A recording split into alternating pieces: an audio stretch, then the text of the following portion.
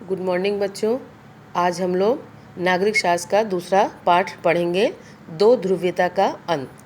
लेकिन उससे पहले मैं आपको ये बता दूं कि बच्चों, हम लोग इतने दिन से पढ़ाई नहीं कर पा रहे हैं, जिसका कारण आप भी जानते हैं कि जो बोर्ड का मूल्यांकन कार्य चल रहा था, उसके कारण बीच में आपकी क्लास नहीं हो पाई।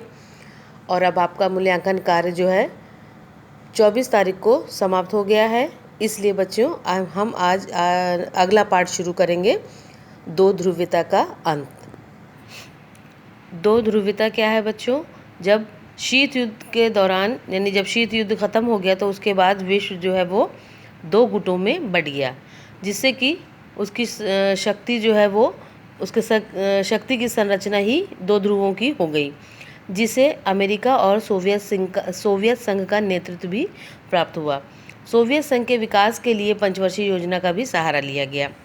यानी कि शीत युद्ध के सबसे चरम सीमा के दौर में तैयार की गई बर्लिन की दीवार शीत युद्ध का सबसे बड़ा प्रतीक थी, और ये दीवार पूंजीवादी और साम्यवादी दुनिया के मध्य विभाजन का भी प्रतीक थी। और ये दीवार जो है 150 किलोमीटर से अधिक लंबी थी और 28 वर्षों तक खड़ी रही। अंत में 9 नवंबर 1989 को जनता द्वारा इसे तोड़ दिया गया। बर्लिन की दीवार को तोड़ा जाना दोनों जर्मनी के एकीकरण और साम्यवादी खेमे की प्राप्ति भी प्रारंभ हो गई। तो ये बच्चों आपका सोवियत प्रणाली क्या थी, इसको हम अब जानेंगे कि 1917 में रूस में हुई साम्यवादी क्रांति के बाद समाजवादी सोवियत गणराज्य यानी कि USSR अस्तित्व में आया।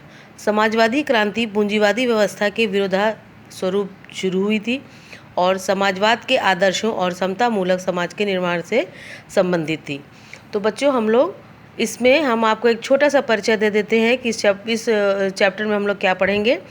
सबसे पहले सोवियत प्रणाली क्या थी, गोर्बाचेव और सोवियत संघ का विघटन, सोवियत संघ का विघटन क्यों हुआ, घटनावार सोवियत संघ के विघटन का घटना चक्र और इसके विघटन की परिणतियाँ, साम्यवादी शासन के बाद शॉक थेरेपी यानी कि शॉक थेरेपी के परिणाम, संघर्ष और तनाव, पूर्व साम्यवादी देश और भारत, सोवियत संघ के विघटन के बाद रूस की विश्व राजनीति में भूमिका, भारत और सोवियत संघ, द्वितीय विश्व युद्ध के पश्चात सोवियत संघ को एक महाशक्ति बनाने वाले कारक, और ये सारी चीज़ें आज हम लोग इस पाठ में पढ़ेंगे।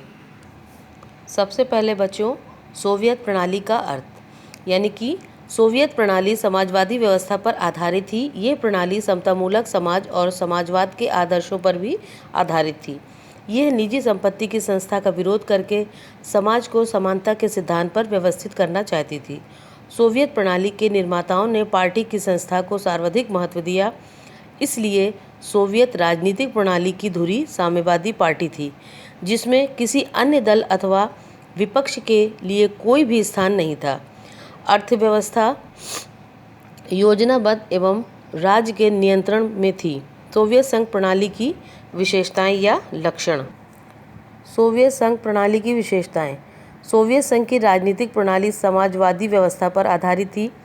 सोवियत प्रणाली आदर्शों एवं समाजवादी समाज पर जोर देती थी।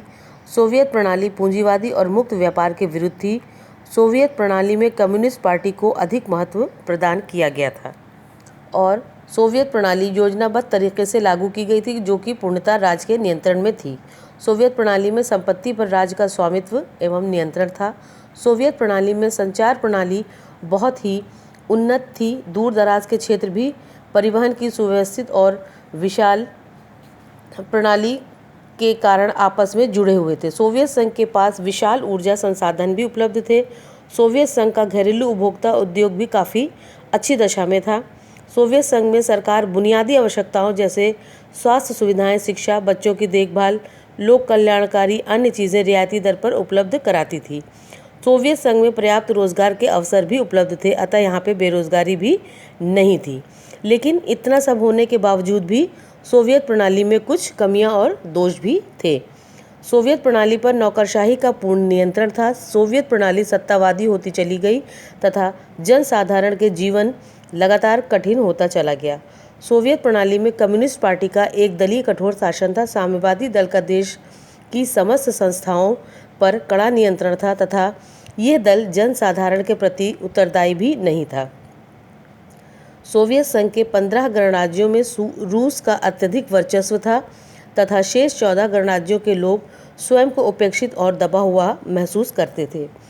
सोवियत प्रणाली प्रौद्योगिक तथा आधारभूत ढांचे को सुदृढ़ बनाने में विफल रहने के कारण ही पाश्चात्य देशों से काफ़ी पिछड़ गई। सोवियत संघ ने हथियारों के विनिर्माण में देश की आय का काफ़ी बड़ा भाग भी व्यय कर दिया था।